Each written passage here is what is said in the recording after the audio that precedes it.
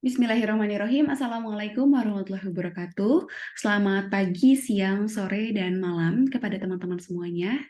Perkenalkan, saya Kamila Syabina, anggota dari kelompok 5. Dan di sini juga ada anggota dari kelompok 5, ada Gazi Algifari dan ada Arni Oktaviana. Kami dari kelompok 5 akan melanjutkan pembahasan dari buku analisis wacana kritis, yaitu membahas piranti analisis wacana.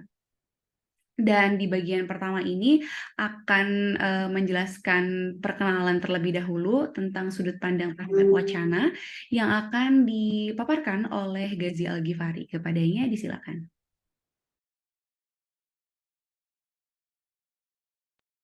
Baik, bismillahirrahmanirrahim. Makasih kepada Kamila Sabina. Baiklah, saya akan menjelaskan terkait pendahuluan introduction sudut pandang terhadap wacana. Ada 3 sudut pandang yang berbeda terhadap wacana. Di antaranya sudut pandang struktural, fungsional, dan dialektis. Ketiga sudut pandang ini melahirkan analisis wacana tersendiri. Analisis wacana struktural fokus pada kajian unit, kata, frase, atau kalimat yang membentuk sebuah wacana. Analisis wacana fungsional fokus pada penggunaan bahasa sebagai alat komunikasi, dan analisis wacana dialektis fokus pada struktur bahasa dan konteks. Mari kita rincikan. Slide. Oke. Baiklah. Ada piranti analisis wacana struktural. Yang pertama, yaitu topik. Topik adalah pokok pembicaraan, pokok permasalahan atau masalah yang dibicarakan. Topik dapat didefinisikan ke dalam beberapa pengertian berbeda, yaitu frasa dalam satu klausa yang dipahami, frasa dalam satu wacana yang terpahami. Yang ketiga, memiliki posisi khusus dalam satu wacana. Topik ini merupakan bagian yang sangat penting dalam sebuah wacana. Terus yang kedua ada tuturan pengungkap topik. Menurut Gillian Brown disebut dan Gergely disebut kerangka topik, tuturan pengungkap topik ini. Unsur-unsur pengungkap topik antara lain adalah orang, tempat, wujud, peristiwa, dan fakta. Gagasan yang harus terkandung dalam tuturan pengungkap topik. Yang pertama adalah apa yang akan dibicarakan dengan mengajukan pernyataan sehubungan dengan apa yang dibicarakan tersebut. Yang kedua, jawaban diringkas dapat dijadikan butir-butir pengembangannya dan pertanyaan yang diajukan mengenai bagaimana, mengapa, dan semacamnya yang relevan. Yang ketiga, mengecek kembali kelengkapan butir-butir pengembangan tersebut dan menyusun kembali butir-butir itu dalam susunan yang tepat. Terus, boleh next slide. Terus ada kohesi dan koherensi. Kohesi dan koherensi dua-duanya merupakan salah satu unsur pembentuk wacana yang sangat penting. Aspek kohesi akan merangkai hubungan antar bagian dalam wacana yang ditandai dengan penggunaan bahasa. Sedangkan aspek koherensi merupakan kepaduan hubungan maknawi antara bagian-bagian dalam wacana. Kohesi sendiri merupakan hubungan formal, hubungan yang tampak pada bentuk yang ada lahirnya, kelihatan bentuknya. Hubungan kohesif ditandai dengan penggunaan piranti formal yang berupa bentuk linguistik dinamakan piranti kohesi. Menurut Halliday dan Hasan tersendiri, unsur kohesi dalam sebuah wacana terdiri atas 2 macam, yaitu unsur gramatikal dan leksikal. Lanjut, next slide. Yang pertama ada kohesi gramatikal. Kohesi gramatikal didasarkan pada bentuk bahasa yang digunakan. Piranti kohesi gramatikal digunakan untuk menghubungkan ide antar kalimat dalam sebuah wacana. Halliday dan Hasan mengklasifikasikan kohesi gramatikal ke dalam beberapa kategori, yaitu referensi, pengacuan, substitusi, penyulihan, elipsis, pelesapan, dan konjungsi penyambungan. Yang pertama ada referensi pengacuan. Secara tradisional, referensi adalah hubungan antara kata dan benda. Misalnya kata penggaris memiliki referensi kepada sebuah alat yang digunakan untuk mengukur. Ada 2 pandangan terhadap referensi. Pandangan pertama dari kaum tradisional yang terus berpengaruh dalam bidang linguistik, yang mengatakan hubungan yang ada itu adalah hubungan antara bahasa dengan dunia benda, tanpa memperhatikan memakai bahasa. Adapun pandangan yang kedua mematahkan pandangan yang pertama, yaitu dari Lyons, berpandangan bahwa ketika membicarakan referensi, penuturlah yang sebenarnya paling tahu mengenai referensi dalam kalimatnya. Terus, next slide. Referensi menurut Halliday dan Hasan dibedakan menjadi 2 macam, yaitu exofora dan endofora. Boleh dilihat ada bagiannya referensi bagi 2, referensi tekstual endofora dan referensi situasional eksofora. Di mana referensi tekstual terbagi menjadi dua unsur, anafora dan katafora. Anafora juga terbagi dua jenis, acuan tetap dan acuan bervariasi. Lanjut, next slide. Referensi tekstual atau endofora merupakan pengacuan terhadap anteseden yang terletak di dalam teks menurut Rani dan kawan-kawan. Mengenal dua macam rujukan, yaitu anafora dan katafora. Anafora terjadi apabila unsur yang ditunjuk sudah lebih dahulu ada pada kalimat sebelumnya. Sedangkan hubungan katafora terjadi apabila unsur yang mengacu terdapat lebih dahulu dari unsur yang diacu. Berikut ada contohnya. Contoh hubungan anafora yang kan anafora ada dua, yang beracuan tetap dan acuannya variasi. Ini ada contohnya. Yang beracuan tetap, Irma adalah mahasiswi di Universitas Pendidikan Ganesha. Meskipun dia bukan anak pandai. Ada Irma, terus di kalimat setelahnya ada kata anafora, yaitu yang jelas dia. Terus hubungan anafora yang acuannya bervariasi. Contohnya ada kemarin paman datang dari desa, ia membawa banyak oleh-oleh. Itu kan masih satu pemahaman, masih anaforanya masih beracuan tetap. Terus yang kalimat ketiganya ada ibu memasak soto ayam, mulai bervariasi kalimatnya. Itu maksudnya anafora yang acuannya bervariasi. Terus lanjut next slide. Ada referensi tekstual endofora. Referensi tekstual endofora itu referensi yang dimana itu di luar dari teks, di luar dari unsur wacana tersebut.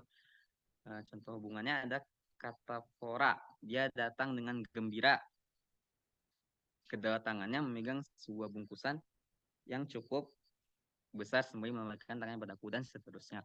Terus referensi tekstual itu contoh hubungannya kata fora yang tadi. Terus baru referensi situasional yang kedua, eksofora, yang dimana unsur wacana yang tidak bisa dipahami hanya dari wacana itu sendiri. Berarti dari luar wacana tersebut juga harus dipahami. Contohnya pembaca yang setia di zaman sekarang ini, berarti kita harus tahu zaman di mana yang dimaksudkan oleh teks tersebut, wacana tersebut. Kemudian ada substitusi yang kedua. Tadi referensi, sekarang substitusi. Halliday dan Hasan menyatakan bahwa substitusi adalah penyulian unsur wacana dengan unsur yang lain yang acuannya tetap sama.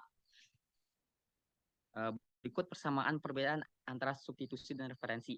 Persamaan dan perbedaan antara substitusi dan referensi yang pertama adalah memiliki kemiripan dengan substitusi, memiliki kemiripan dengan referensi dalam hal yang sama-sama berpotensial bersifat anafora tadi, tapi hanya menjadi salah satu kemungkinan karena substitusi merupakan hubungan verbal sehingga lebih terikat pada teks. Substitusi eksoforis atau yang di luar teks sangat jarang ditemukan. Terus persamaan perbedaan yang kedua adalah substitusi lebih mengemukakan hubungan kata-kata, sedangkan referensi mengemukakan hubungan makna. Terus yang ketiga, yang terakhir, substitusi merupakan hubungan antar unsur yang berada dalam sebuah wacana, suatu yang digunakan untuk menggantikan pengulangan. Sedangkan referensi unsur yang mengacu maupun diacu memiliki referen yang sama dalam dunia nyata. Lanjut, boleh di next slide. Terus yang ketiga ada elipsis pelesapan. Elipsis adalah sesuatu yang tidak terucapkan dalam wacana, artinya tidak hadir dalam komunikasi tapi dapat dipahami. Contohnya, menjelang hari raya Galungan, banyak orang pulang ke kampungnya masing-masing. Dia juga. Nah, maksudnya itu, dia juga kalimat kedua pada paragraf di atas tidak lengkap. Sebenarnya kalimat itu berbunyi, dia juga pulang ke kampungnya. Tadi kan dia juga aja gitu. Terus dalam elipsis tersendiri ada unsur yang hilang, dan unsur itu merupakan celah dalam struktur yang harus diisi dari bagian lain teks itu. Jadi elipsis mengacu pada kalimat pausa, frasa ataupun kata yang hadir dalam teks sebelumnya, yang kemudian menjadi sumber bagi informasi yang hilang. Elipsis ini menurut Halliday dan Hasan sebenarnya sama betul dengan substitusi, akan tetapi dalam substitusi ada unsur bahasa yang menggantikan, sedangkan elipsis sama sekali tidak ada. Dengan kata lain, elipsis merupakan substitusi yang kosong. Lanjut, boleh next slide. Terus yang keempat ada konjungsi penghubung. Konjungsi berfungsi untuk merangkai, menyambungkan, mengikat beberapa proposisi dalam wacana agar perpindahan ide dalam wacana lebih terasa lembut terdapat banyak banget klasifikasi konjungsi berdasarkan hubungan preposisi yang diwujudkan dalam dua kalimat. Ada 17, boleh dilihat. Piranti urutan waktu, piranti pemilihan, piranti alahan, piranti parafrase, piranti ketidakserasian, keserasian, tambahan, pertentangan, perbandingan, sebab akibat, harapan, ringkasan dan simpulan, misalan atau contohan, keraguan-raguan, konsensi, tegasan, jelasan. Mungkin boleh dibaca lebih jelasnya, bisa dilihat di buku. Terus ada kohesi, tadi kohesi gramatikal yang besar. Terus yang kedua ada kohesi leksikal. Kohesi leksikal, Rental mengemukakan bahwa piranti kohesi leksikal terdiri atas dua macam, yaitu reiterasi dan kolokasi. Kohesi leksikal dalam wacana dapat dibedakan menjadi 6 macam, yaitu repetisi, sinonim, kolokasi, hiponim, hubungan atas bawah, antonim, lawan kata, ekuivalensi, kesepadanan. Reiterasi merupakan pengulangan, merupakan cara untuk menciptakan hubungan yang kohesif. Repetisi juga sama, pengulangan suatu lingual yang dianggap penting untuk memberikan tekanan dalam sebuah konteks yang sesuai. Ada 8 macam repetisi menurut Kraft: repetisi epizeksis, repetisi tautotes, anafora, epistrofa, simploke, mesodiplosis, epanaleiplesis, anadiplosis. Terus boleh next slide. Lanjut, ini terakhir ada sinonim. Ada sinonim padan kata. Sinonim dapat diartikan sebagai nama lain untuk benda atau hal yang sama atau ungkapan yang maknanya kurang lebih sama dengan ungkapan lain. Sinonim terbagi menjadi 5. Ada sinonim antara morfem bebas dengan morfem terikat. Aku harap kamu menghargai kerja kerasku. Aku dan kerja kerasku. Sinonim kata dan kata, semua soal ujian tadi bisa aku jawab dengan mudah. Bahkan soal logika matematika yang sulit pun dapat, bisa dan dapat. Sinonim kata dengan frasa atau sebaliknya, dapat contohnya pulau Sumatera dilanda musibah akibat adanya bencana, musibah dan bencana. Sinonim frasa dengan frasa, karyawan baru itu memang pandai bergaul. Baru saja bekerja di kantor dia sudah bisa beradaptasi. Pandai bergaul dan bisa beradaptasi. Sinonim klausa, kalimat dengan klausa atau dengan kalimat. Contohnya, mahasiswa berusaha memecahkan masalah yang dihadapinya. Berbagai upaya dilakukan untuk menyelesaikan persoalan itu agar cepat selesai. Dan itu dapat 2 klausa atau 2 sinonim dalam klausa kalimat tersebut. Mungkin cukup sekian dari saya kembalikan kepada Teh Kamila Sabina. Terima kasih banyak Desi Algifari untuk penjelasannya. Selanjutnya pembahasan, boleh di next slide?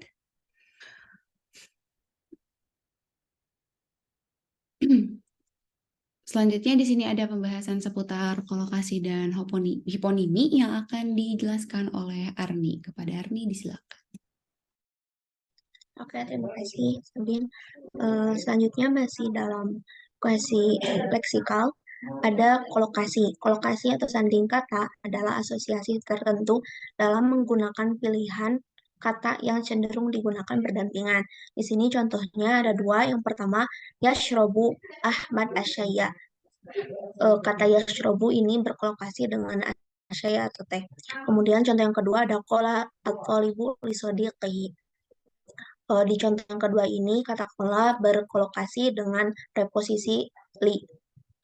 Kemudian selanjutnya ada hiponimi. Hiponimi adalah suatu hubungan memperlihatkan pencukupan makna beberapa unsur leksikal tertentu, baik secara vertikal maupun horizontal.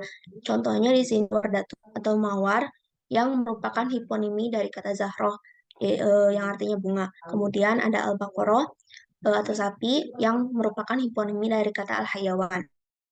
Next slide.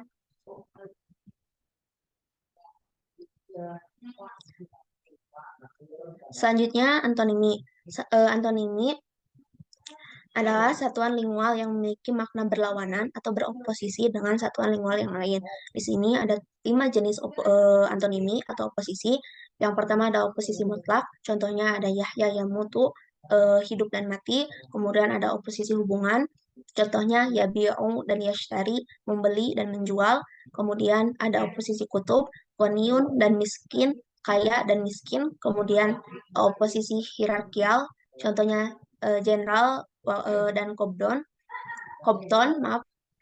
Selanjutnya oposisi majemuk, itu yakumu, yajlisu dan yadtoji'u, berdiri dengan kata duduk dan juga dengan kata tujuh berbaring. Kemudian selanjutnya ada ekuivalensi. Ekuivalensi adalah hubungan kesepadanan antara satuan lingual tertentu dengan satuan lingual yang lain dalam sebuah paradigma. Sejumlah kata hasil proses afiksasi dari morfem asal yang sama menunjukkan hubungan kesepadanan. Contoh di sini, yaktubu Muhammadun al-maqalah al-maktab fi maktabatil jami'ah. Di sini ekuivalensinya kata yaktubu kemudian dengan al-maktab juga dengan kata maktabah. Lalu next slide. Selanjutnya, koherensi. Koherensi adalah keterkaitan unsur-unsur dunia wacana. Di sini koherensi ada beberapa jenis. Yang pertama koherensi pada tataran klausa dan kalimat. Di sini ada dua contoh kalimat. Yang pertama Rima bermain boneka. Yang kedua boneka, itu typo, boneka memainkan Rima. Contoh pertama itu berterima, sedangkan contoh yang kedua tidak berterima. Selanjutnya ada koherensi pada tataran wacana. Ada beberapa syarat untuk mencapai koherensi pada tataran wacana ini. Yang pertama, adanya kontinuitas konsep dan relasi yang relevan. Yang kedua, adanya perkembangan. Perkembangan itu harus disertai dengan penambahan unsur semantik yang selalu diperbaharui. Hal ini akan tampak pada urutan kalimat yang digunakan maupun pada urutan sekuen. Selanjutnya, tidak adanya kontradiksi. Dalam wacana tidak boleh mengandung pertentangan antara unsur semantik dengan isi yang terdapat dalam bagian lain wacana itu, baik yang ditampilkan makna secara eksplisit maupun implisit. Kemudian, perlu ada identitas individual. Yang dimaksud dengan identitas individual adalah segala hal yang menjelaskan dan mengacu pada konsep yang ditampilkan. Selanjutnya, perlunya seleksi fakta yang akan ditampilkan. Hal ini diperlukan karena kelengkapan fakta yang tersaji dalam sebuah wacana bisa sangat luas sehingga terkesan tidak praktis, kurang baik, dan menimbulkan kebosanan bagi pembacanya. The next slide.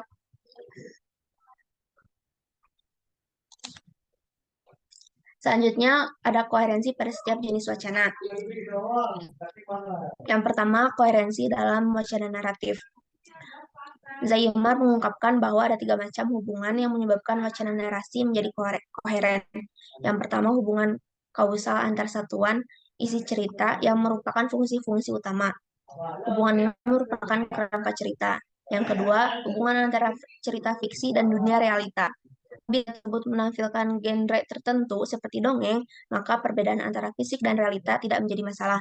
Namun apabila cerita menampilkan genre realis, maka kesenjangan antara fiksi dan realita akan berdampak pada koherensi cerita. Selanjutnya, hubungan antar unsur bahasa. Apa yang telah dikatakan terlebih dahulu harus sesuai dengan apa yang akan dikatakan kemudian, agar wacana tersebut menjadi koheren. Kemudian, koherensi dalam wacana argumentatif. Juga ada yang dalam wacana eksplikatif, deskriptif, instruktif, informatif, dan juga wacana dialog. Next slide.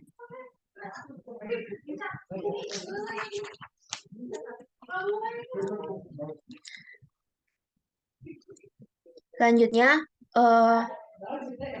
piranti analisis wacana struktural selanjutnya yaitu struktur gagasan. Dilihat dari prosesnya, penalaran dapat dibedakan menjadi 2, yaitu penalaran induktif dan deduktif. Yang pertama, penalaran induktif. Penalaran induktif adalah proses penalaran untuk menarik kesimpulan berupa prinsip atau sikap yang berlaku umum berdasarkan atas fakta-fakta yang bersifat khusus. Penalaran induktif ini mungkin merupakan generalisasi, analogi, atau sebab akibat. Contohnya ada pada gambar di samping, juga bisa kita lihat dalam buku pada halaman 73. Wacana ini memaparkan hubungan sebab akibat antara mengonsumsi pisang dan kanker ginjal. Dari pemaparan wacana di atas jelas tergambar struktur penalaran penulis terjadi. Mula-mula penulis mengumpulkan data mengenai penelitian yang dilakukan mengenai diet sayur. Dari bukti-bukti penulis kumpulkan, kemudian baru ia menarik sebuah kesimpulan yang berhubungan dengan topik yang ia angkat. Next slide. Selanjutnya penalaran deduktif. Deduksi dimulai dengan suatu premis, yaitu pernyataan dasar untuk menarik kesimpulan. Sebuah wacana yang ditulis dengan struktur gagasan atau penalaran deduktif biasanya dibuka dengan suatu pernyataan umum berupa kaidah, teori, atau pernyataan umum lainnya. Selanjutnya, pernyataan tersebut akan dikembangkan dengan pernyataan-pernyataan rinci yang bersifat khusus. Sebaliknya, sebuah wacana yang ditulis menggunakan struktur gagasan atau penalaran induktif dimulai dengan rincian-rincian dan diakhiri dengan suatu kesimpulan umum atau generalisasi. Nah, dalam penalaran induktif ini ada dua hal yang harus diperhatikan. Yang pertama, urutan logis. Dalam urutan logis ini terdapat urutan waktu atau kronologis, kemudian urutan ruang, urutan alur penalaran, dan urutan kepentingan. Kemudian yang perlu diperhatikan selanjutnya adalah isi wacana. Sebuah wacana bisa menyajikan berbagai macam fakta, baik berupa benda, kejadian, gejala, sifat, ciri suatu, pendapat, sikap, dan tanggapan, dan sebagainya. Struktur gagasan penulis dalam penyajian fakta-fakta tersebut berbeda satu sama lain. Di antaranya bisa generalisasi, kemudian ada klasifikasi, kemudian ada perbandingan dan pertentangan, hubungan sebab akibat, analogi, ramalan, dan gabungan. Boleh next slide.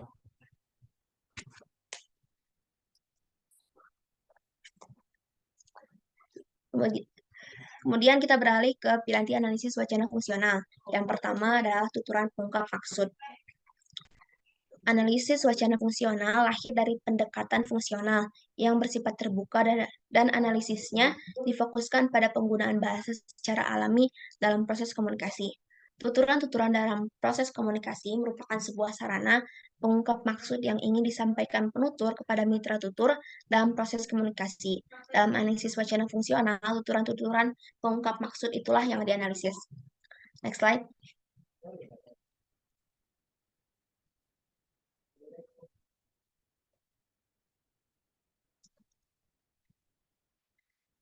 Kemudian yang kedua ada maksud atau fungsi tuturan, atau yang kita kenal dengan tindak tutur. Setiap tuturan yang hadir dalam proses komunikasi adalah produk atau hasil dari lambang, kata, atau kalimat yang berwujud perilaku tindak tutur. Setiap tuturan tindak tutur memiliki fungsi yang berbeda-beda dalam penggunaannya. Austin menyatakan bahwa secara analitis dapat dipisahkan 3 macam tindak tutur yang terjadi secara serentak. Yang pertama yaitu tindak tutur lokusi, yang kedua tindak tutur ilokusi, dan yang ketiga tindak tutur perlokusi. Nah, tindak lokusi terkait dengan tindak lokusi, Ryan menjelaskan bahwa tindak lokusi itu adalah satu tindak berkata, yaitu menghasilkan ujaran dengan makna dan referensi tertentu. Tindak itu merupakan dasar bagi dilakukannya tindak tutur lain. Lebih-lebih terdapat tindak lokusi. Yang kedua, terkait tindak ilokusi, didapatkan suatu daya atau kekuatan yang mewajibkan si penutur untuk melaksanakan suatu tindak tertentu. Dalam tindak ilokusi ini ada 5 macam. Yang pertama asertif atau representatif, yaitu tindak tutur yang menjelaskan apa dan bagaimana sesuatu itu ada. Yang kedua ada komisif, ada tindak tutur yang mendorong penutur melakukan sesuatu, misalnya bersumpah, berjanji, atau mengusulkan. Yang ketiga ada direktif, yaitu tindak tutur yang berfungsi mendorong pendengar melakukan sesuatu, misalnya menyuruh, meminta, dan menasehati. Yang keempat ada ekspresif, yaitu tindak tutur yang menyangkut perasaan dan sikap, misalnya berupa tindak meminta maaf, berterima kasih, menyampaikan ucapan selamat, memuji, dan lain sebagainya. Tindakan ini berfungsi untuk mengekspresikan dan mengungkapkan sikap psikologis penutur terhadap mitra tutur. Yang kelima, deklaratif, yaitu tindak tutur yang menghubungkan isi proposisi dengan realitas yang sebenarnya, misalnya membaptis, menghukum, menetapkan, memecat, dan lain sebagainya. Yang terakhir ada tindak perlokusi. Tindak perlokusi adalah implikasi dari tindak ilokusi. Nah, di sini ada 2 contoh untuk agar bisa lebih paham terhadap tindak tutur ini. Yang pertama, saya membujuknya agar ia meminjami saya uang. Di sini tindak lokusinya adalah pernyataan tersebut, pernyataan bahwa saya membujuk dia untuk meminjami saya uang. Kemudian tindak lokusinya adalah untuk membujuk gitu. Dan tindak perlokusinya adalah agar dia atau seseorang itu, orang ketiga itu meminjamkan kepada saya uang. Contoh kedua, kalimatnya, dapatkah Anda menutup pintu itu? Nah, dalam kalimat ini terdapat tindak tutur tidak langsung. Dalam artian, tindak lokusinya di sini pernyataan bahwa untuk meminta, bertanya sebenarnya, dapatkah Anda menutup pintu itu? Tetapi pada kenyataannya kalimat ini bukan untuk bertanya, tetapi menuntut untuk ada tindakan yang harus dilakukan oleh pendengarnya. Karena itulah disebut tindak tutur tidak langsung. Sekian.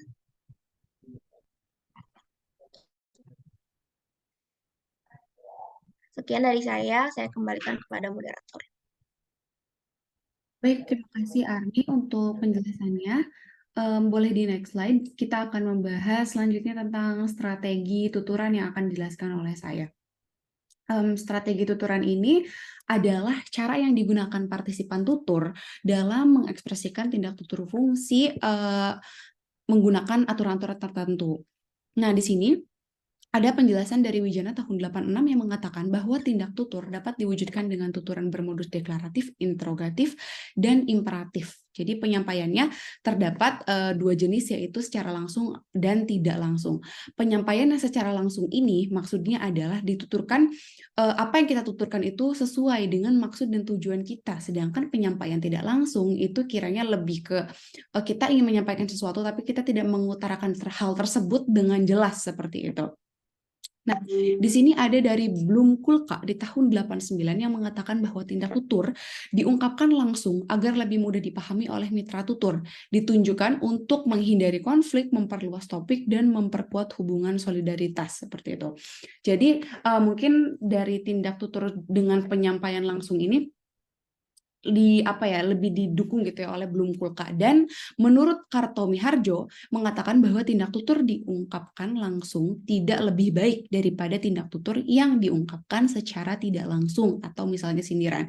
Jadi maksud dari penyampaian tidak langsung ini seperti kita membiarkan mereka untuk menerjemahkan sendiri gitu apa yang sebenarnya kita inginkan dari kalimat yang sedang kita sampaikan kepada mereka.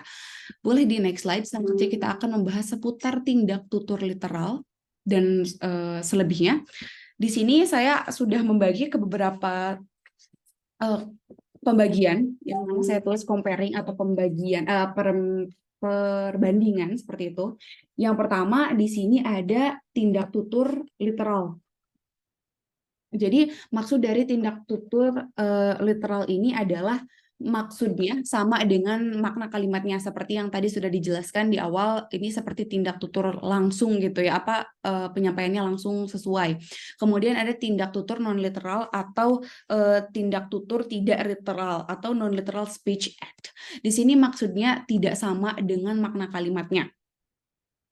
Kemudian di sini mungkin ada lagi tindak tutur langsung literal, diungkapkan karena pernyataan, informasi, atau perintah yang sesuai dengan maksud. Nah, selanjutnya itu ada tindak tutur tidak langsung literal. Modusnya atau misalnya penyampaiannya gitu ya, tidak sesuai dengan maksud, tetapi makna katanya sesuai dengan apa yang dimaksud. Kemudian ada tindak tutur langsung tidak literal, yaitu modusnya sesuai dengan maksud, tetapi makna katanya sesuai dengan apa yang dimaksud. Kemudian ada tindak tutur tidak langsung tidak literal, itu modus dan kalimatnya tidak sesuai dengan maksud.